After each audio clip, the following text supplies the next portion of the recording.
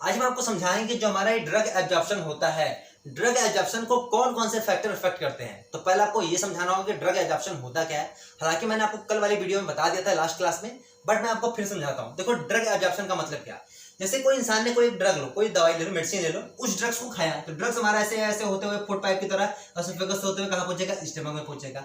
Stomach में जैसे ही पहुंचेगा, मान लो कोई टैबलेट वगैरह स्टमक में जैसे ही पहुंचेगा, फिर जाकर वहां पे छोटे टुकड़ों में क्या होगा, ड्रग्स हमारा टूट जाएगा। और फिर टूट जाएगा, फिर उसके बाद जो हमारा ये फ्लूइड है उसी फ्लूइड में जाकर क्या होगा, मिल जाएगा। और कुछ पार्ट ऑफ द ड्रग कहाँ पहुंच जाएगा, हमारे इंटेस्टाइन में पहुंच जाएगा। इसका मतलब क्या, इसका मतलब है कि जो हमारा ड्रग्स है वो कहाँ कहाँ है, स्टमक में है कुछ, और कुछ कहाँ है, हमारे इंटेस्टाइन में है। अब बड़े ध्यान से सुनो, ड्रग्स का स्टमक या इंटेस्टाइन से सीधे ब्लड में पहुंच जाना, मतलब कि ड्रग्स का कहां पहुंचा, भी स्टमक और इंटेस्टाइन में। तो मतलब ड्रग्स का स्टमक और इंटेस्टाइन से ब्लड में पहुंच जाना है हमारा क्या कहलाता है, ड्रग एब्जॉर्प्शन कहलाता है। बहुत आसान है, आप इसको बहुत आसानी समझिए। ठीक है, अब समझो।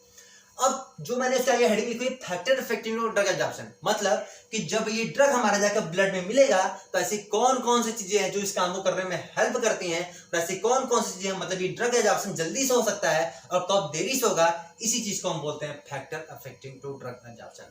तो ये फॉलोइंग फैक्टर्स हैं, कुछ लिखे हुए हैं, कब जल्दी हो जाएगा ड्रग एब्जॉर्प्शन, कब धीरे धीरे होगा। आइए बताते हैं आपको। देखो, पार्टिकल साइज, पहला आता है पार्टिकल साइज, मतलब कि जो ये हमारा ड्रग्स खा रहा है, इस ड्रग्स का पार्टिकल साइज जितना ज्यादा छोटा होगा, ध्यान देना, जितना ज्यादा छोटा होगा एब्जॉर्प्शन उतना ही ज्यादा अच्छा होगा, उतना ही जल्दी होगा। मतलब कि ड्रग्स, जो इंसान ये ड्रग्स खा रहा है उसका पार्टिकल साइज जितना ज्यादा छोटा होगा, जितना ज्यादा छोटा होगा हमारा जो ये ड्रग्स है उतने ही जल्दी जाके ब्लड में क्या होगा, मिलेगा। कैसे, देखो आप खुद सोचो, अगर एक लोटा ले लो, लोटे में पानी भर दो, उस लोटे पानी में इतना बड़ा क्या करो, नमक का ढोका डाल दो, एक बड़ा सा ढोका डालो, एकदम पीस के नमक को डाल दो, तो बताओ कब जल्दी से घुल जाएगा। भैया जाहिर सी बात है, जितना महीन से आपने पीसा है वो हमारा जल्दी घुल जाएगा। तो वही बोला मैंने, पार्टिकल साइज जितना ज्यादा छोटा कर दोगे हमारा ड्रग का एब्जॉर्प्शन क्या होगा, उतना ज्यादा अच्छा होगा। बहुत आसान चीज को समझ के होंगे। ठीक है, दूसरे नंबर पे आता है हमारा फार्मूलेशन। फार्मूलेशन का मतलब आपने किस तरीके से दिया है, कौन तरह, मतलब कौन से फार्मूले में दिया हुआ है, कौन से फॉर्म में दिया हुआ है। तो देखो, अगर आपने पेरेंटल दिया, पेरेंटल में क्या करते हैं, पेरेंटल में सीधे क्या करते हैं, सीधे सुई लगा के भैया कहाँ डाल देते हैं, इसमें हमारा सीधे ब्लड में डाल देते हैं ड्रग्स को। तो जाहिर सी बात है, मतलब क्या कि ड्रग्स हमारा सीधे कहाँ पहुंच गया, ब्लड में पहुंच गया। तो कोई समय लगा क्या, सीधे आपने डाल दिया इसमें ब्लड में। तो भैया इसका मतलब कि पेरेंटल वाला तरीके में जो हमारा एब्जॉर्प्शन होता है बहुत जल्दी से हो जाता है। ठीक है, हमारा पेरेंटल तरीके में जो हमारा एब्जॉर्प्शन होता है बहुत जल्दी होता है। अब होगा, अच्छा हम ओरली तरीके से चलो ले रहे हैं, मान लो हमने टैबलेट खाया, तो टैबलेट खाओगे तो टैबलेट यहाँ से आएगा, फिर यहाँ टूटेगा, फिर इसमें मिलेगा, फिर कुछ पार्ट इसमें पहुंचेगा, फिर जाएगा हमारे ब्लड में, तो काफी समय लगता है। देखो, इसमें जल्दी हो जा रहा है और इसमें धीरे धीरे हो रहा है, समय लग रहा है। लेकिन इसका मतलब पेरेंटल वाले तरीके में क्या है, ड्रग का एब्जॉर्प्शन तेजी से हो रहा है। ठीक है, इसमें क्या हो रहा है, धीरे धीरे तरीके से हो रहा है। ठीक है, तो ये मतलब कि पेरेंटल तरीका अगर अपनाओगे तो उसमें क्या होगा, ड्रग का एब्जॉर्प्शन जल्दी होता है। इसलिए अगर आपको जल्दी से ड्रग को ब्लड में पहुंचाना है तो क्या करते हैं, सीधे हम सुई लगा देते हैं। ठीक है, जल्दी से काम करे हमारा ड्रग। ठीक है, चलो थर्ड नंबर आता है रूट ऑफ एडमिनिस्ट्रेशन। मतलब क्या कि इसका मतलब कि जो आपने ड्रग्स लिया है उसको किन तरीकों से लिया हुआ है, किस तरीके से लिया हुआ है। तो देखो, बेसिकली 3 तरीके होते हैं, हमने आपको बताया भी था। 3 तरीका है, एक हमारा जीआईटी के थ्रू, मतलब मुंह की तरह से होते हुए, ये वाला तरीके से जीआईटी के थ्रू ले ले, एक तरीका ये हो गया। दूसरा तरीका हमारा पेरेंटल के थ्रू, जिसमें सीधे हम ब्लड में डाल देते हैं। और तीसरा हमारा टॉपिकल, जो हम स्किन वगैरह पे लगाते हैं, जैसे डाइक्लोफेनेक की दर्द का मलहम लगाते हैं ना मुंह वगैरह यहाँ पे, तो हमारा क्या हो जाएगा, वो टॉपिकल तरीका। तो 3 तरीके हैं। तो देखो, इसमें हमारा रूट ऑफ एडमिनिस्ट्रेशन, मतलब अगर आपने ड्रग्स को पेरेंटल तरीके से दिया, पेरेंटल तरीके से देखो तो ड्रग हमारा जल्दी से तुरंत ब्लड में पहुंच जाएगा, और जल्दी से पहुंचेगा तो भैया हमारा क्या, ड्रग का एब्जॉर्प्शन बहुत ही जल्दी होगा। मतलब कि हमारा 3 तरीका है, एक पेरेंटल तरीका है, एक हमारा ये इंटरल तरीका है जिसको हम बोलते हैं ओरली रूट वाला देते हैं जीआईटी के थ्रू, और थर्ड हमारा आता है टॉपिकल तरीका। तो इन 3 तरीकों में हमारा जो पेरेंटल वाला तरीका होता है, क्योंकि इसमें 100% पूरा के पूरा ब्लड जाके क्या होता है, मिल जाता है किसमें, हमारे ब्लड में। ठीक है, एब्जॉर्ब हो जाता है। तो ड्रग एब्जॉर्प्शन पेरेंटल कैसे बहुत ही जल्दी होता है। ठीक है, क्योंकि इसमें डायरेक्ट हम डाल देते हैं ड्रग्स को किसमें, ब्लड में। चलो फोर्थ नंबर आता है हमारा एज। एज देखो, एज का बहुत बड़ा फैक्टर है ड्रग एब्जॉर्प्शन में। देखो क्या, जैसे आपकी एज, मतलब जैसे जैसे आप चिल्ड्रन होते जाओ, मतलब बोले तो अगर एज घटने पर हमारा जो ड्रग एब्जॉर्प्शन है वो भी हमारा क्या होता है, घट जाता है। मतलब क्या, मतलब ये कि अगर आप चिल्ड्रन हो तो आपका जो ड्रग एब्जॉर्प्शन क्या होगा, बहुत ही खराब होगा, उतने अच्छा से ड्रग हमारा का एब्जॉर्ब आपके बॉडी में ड्रग एब्जॉर्ब नहीं होगा। अब जैसे जैसे आपका एज बढ़ेगा आपके बॉडी में ड्रग एब्जॉर्ब उतना ही ज्यादा अच्छा होगा। अब वो क्या है ऐसा, तो देखो बेसिकली क्यों, क्योंकि आप जैसे जैसे आपका एज कम होगा, तो एज कम होगा तो छोटे बच्चे होंगे, छोटे बच्चों को जो बॉडी ऑर्गन, जो हमारे ये बॉडी ऑर्गन होते हैं, ये बॉडी ऑर्गन पूरी तरह से डेवलप नहीं होते। अब भैया खुद सोचो कि ड्रग्स को आना है, इसमें इस बॉडी ऑर्गन्स में आना है और ये अच्छी तरीके से डेवलप ही नहीं है, तो ये काम कैसे करेगा? जब काम ही नहीं करेगा तो हमारा ब्लड में कैसे पहुंचेगा? तो मतलब कि क्यों? क्योंकि एज घटने पर ड्रग एब्जॉर्प्शन क्या होता है, घट जाता है। क्यों? क्योंकि जो हमारे चिल्ड्रंस होते हैं, चिल्ड्रंस का जो बॉडी ऑर्गन्स होते हैं वो पूरी तरह से डेवलप नहीं होते। यही कारण है कि हमारा जो एज घटने पर ड्रग एब्जॉर्प्शन क्या होता है, हमारा घट जाता है। समझाया? बहुत आसान है, क्योंकि इसका जो आप कह सकते हो सिंपल शब्दों में कि जो हमारे चिल्ड्रंस होते हैं उनका जो बॉडी ऑर्गन्स होता है वो पूरी तरह से डेवलप नहीं होता है, विकसित नहीं होता है। ठीक है, चलो 5 नंबर पे आता है सरफेस एरिया। सरफेस एरिया मतलब, सरफेस एरिया का मतलब कि जहां पे ये ड्रग जाके एब्जॉर्ब हो रहा है, जिसमें एब्जॉर्ब हो रहा है, उसका एरिया कैसा है। अब खुद सोचो, अगर हम मान लो इतना हमने छोटा सा तौलिया फैलाया, तो अगर छोटे से तौलिया फैलाओगे तो उसमें कम ड्रग आएगा, थोड़ा सा चीज हटेगा। अब अगर आपने बड़ा सा तौलिया फैला दिया तो उसमें ज्यादा चीज हट जाएगा। तो वही चीज है कि जैसे सरफेस एरिया जितना ज्यादा बढ़ेगा, सरफेस एरिया के बढ़ने पर हमारा ड्रग का एब्जॉर्प्शन क्या होगा, उतना ज्यादा होता है। मतलब सरफेस एरिया बढ़ेगा तो ड्रग का एब्जॉर्प्शन क्या होगा, वो भी हमारा बढ़ जाता है। बहुत आसानी से आपको चीज समझ सकते हो। 6 नंबर आता है मेम्ब्रेन ट्रांसपोर्ट। देखो हमने आपको बताया था कि जो ये ड्रग्स होता है ब्लड में जब पहुंचता है, तब पहुंचने के 3-4 तरीके मैंने आपको कल बताया था। एक्टिव तरीका, पैसिव तरीका, और हमारा एक था फैसिलिटेटेड तरीका, और एक था पिंकोसाइटोसिस। 4 तरीके आपको मैंने बताए थे।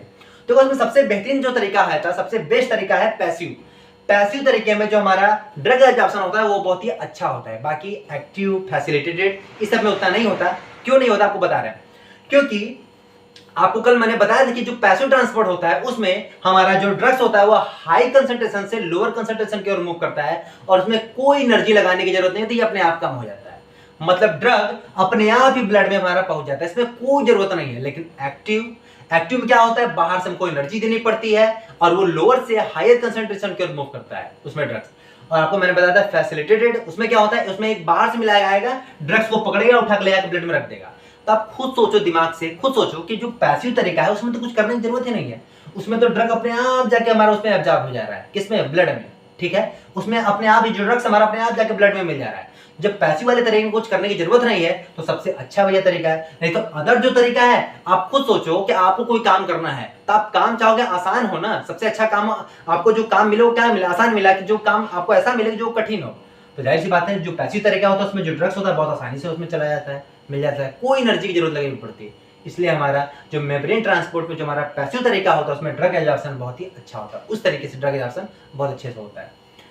7 नंबर आता है बायोअवेलेबिलिटी। इसके बारे में जानते हैं। तो बायोअवेलेबिलिटी का मतलब क्या होता है आपको समझाते हैं। इसका मतलब समझना है कि मैंने बता दिया आपको कि जो ये ड्रग्स हमारा ब्लड में पहुंच रहा है, तो कितना अमाउंट ऑफ ड्रग उस ब्लड में पहुंच रहा है, उस अमाउंट ऑफ ड्रग को ही हम बोलते हैं क्या, बायोअवेलेबिलिटी। मतलब जितना अमाउंट ऑफ ड्रग हमारा ब्लड में पहुंचेगा उसकी क्या कहलाती है, बायोअवेलेबिलिटी। मतलब ज्यादा पहुंचेगा तो बायोअवेलेबिलिटी क्या होगी, बढ़ जाएगी। समझ आ रहा है आपको। अब हम समझते हैं कि जो हमारा बायोअवेलेबिलिटी है वो हमारा ड्रग एब्जॉर्प्शन पे कैसे डिपेंड करता है। तो देखो बायोअवेलेबिलिटी के बढ़ने पर, अगर बायोअवेलेबिलिटी हमारे बढ़ रहा है मतलब ड्रग्स हमारा ज्यादा जाके ब्लड में मिल रहा है, तो भैया ड्रग्स हमारा जाके ज्यादा ब्लड में मिलेगा तो एब्जॉर्प्शन रेट बढ़ने जाएगा। यही तो होता है एब्जॉर्प्शन में होता क्या है, ड्रग्स हमारा किस में जाके मिलेगा, ब्लड में मिलेगा, और ड्रग्स जाके ब्लड में मिलेगा तो बायोअवेलेबिलिटी बढ़ेगी। और यही तो हमारा है एब्जॉर्प्शन। यही एब्जॉर्प्शन में तो यही चाहिए कि ड्रग्स हमारा किस में जाके मिलना चाहिए, ब्लड में मिलना चाहिए। तो भैया मतलब कि बायोअवेलेबिलिटी पे बढ़ने पर ड्रग का एब्जॉर्प्शन क्या होता है, वो भी हमारा बढ़ जाता है। ठीक है, बहुत आसानी से आप समझ सकते हो। 8वें नंबर आता है हमारा फूड। तो देखो फूड पे कैसे डिपेंड करता है। अगर आप फूड का मतलब कि अगर आपने खाना, मान लो अभी आपने खाना खाया, इस इंसान ने अभी खाना खाया, तो खाना कहाँ पहुंचेगा, इसके स्टमक में पहुंचेगा भैया हमारा। और अगर इसके स्टमक में खाना है तो और आपने अभी तुरंत दवाई खिला दिया इसको, तो जो हमारा ड्रग एब्जॉर्प्शन होता है वो हमारा घट जाता है। कैसे, देखो हम अगर ड्रग्स को खाते हैं, ड्रग्स कहाँ पहुंचेगा, यहाँ पहुंचेगा, यहाँ इसके बाद थोड़ा सा पार्ट ऑफ द ड्रग कहाँ पहुंच जाएगा, इंटेस्टाइन में पहुंच जाएगा।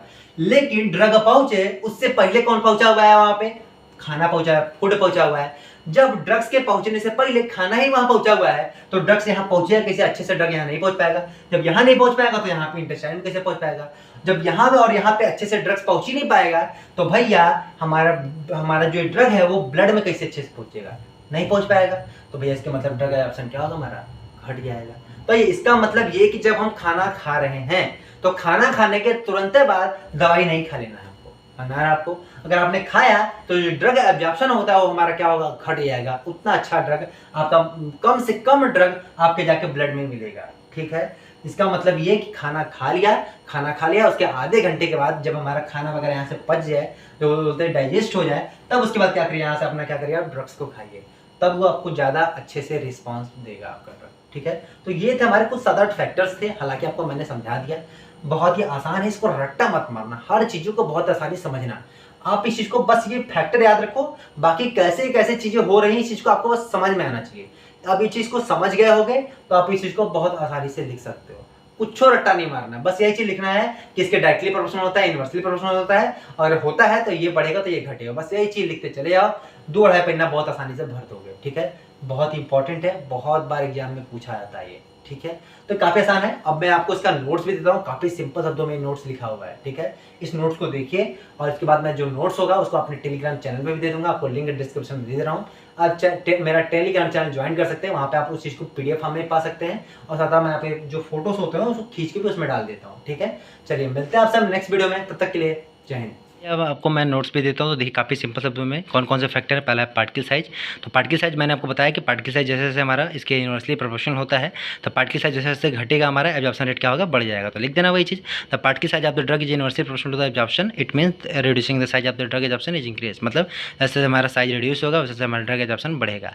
फॉर्मुलेशन में देख लीजिए, तो हमने बताया था आपको कौन से फॉर्म में दे रहे, तो पेरेंटल तरीका सबसे ज़्यादा होता है, सबसे बेस्ट होता है, इसमें ड्रग एब्जॉर्प्शन सबसे ज़्यादा होता है, फिर लिक्विड, फिर हमारा सॉलिड फॉर्म में। ठीक है, चलो फिर रूट ऑफ एडमिनिस्ट्रेशन है, तो देखिए किस रूट से दे रहे हैं, तो अलग अलग रूट के लिए अलग होता है, वही लिख देना। Drug absorption is also depends on route of the administration, for different route, अलग अलग रूट के लिए एब्जॉर्प्शन इज डिफरेंट। एज में देख लेते तो भैया हमने बताया था, जैसे एज बढ़ेगा ड्रग एब्जॉर्प्शन रेट भी बढ़ता जाता है, मतलब बच्चों के लिए छोटे, मतलब एज जैसे जैसे घटेगा बच्चों के लिए हमारा ये ड्रग एब्जॉर्प्शन रेट घट जाता है, गिर जाता है, क्योंकि उनका बॉडी ऑर्गन्स पूरी तरह से डेवलप नहीं होता है। चलो फिर आता हमारा सरफेस एरिया, देखते हैं सरफेस एरिया में क्या है, तो एरिया ऑफ द एकदम surface directly proportional to the absorption, मतलब जो हमारा सरफेस एरिया जिसमें ड्रग जाके एब्जॉर्ब होना है वो हमारा जितना ज़्यादा बढ़ेगा वो हमारा एब्जॉर्प्शन रेट क्या होगा, बढ़ जाएगा। तो लिख देना भाई जी। मेम्ब्रेन ट्रांसपोर्ट में देख लीजिए, तो पैसिव ट्रांसपोर्ट में सबसे बेस्ट होता है, तो लिख देना most of the drug absorb through passive diffusion because it does not require energy, इसमें एनर्जी की जरूरत नहीं पड़ती है, बहुत आसान होता है भैया, इसलिए ड्रग एब्जॉर्ब होना इसमें पसंद नहीं करता है। फूड देख लेते हैं, तो फूड में क्या है, if the food is the patient, if the food is present inside the stomach, अगर फूड हमारा प्रेजेंट होगा पेट में, then it the dilute the drug, हमारे ड्रग को डाइल्यूट कर देगा, और हमारा जो एब्जॉर्प्शन होता है वो क्या होगा, हमारा डिक्रीज हो जाएगा। फिर आता हमारा बायोबिलिटी देख लेते हैं, इसमें भी क्या होता है, bioavailability is directly proportional to the drug absorption, drug absorption का डायरेक्टली प्रोपोर्शनल होता है। It means increasing the bioavailability, absorption is increase, मतलब जैसे जैसे हमारा ये बायोबिलिटी बढ़ेगा एब्जॉर्प्शन, हमारा ड्रग का एब्जॉर्प्शन उतना ज़्यादा क्या होगा, बढ़ जाएगा। बहुत आसान शब्दों में ये नोट्स लिखा हुआ है, अब मैं आपको टेलीग्राम पे भी देता हूँ इसको, आप इसका इमेज में आप इसी को वहाँ से छाप भी सकते हो।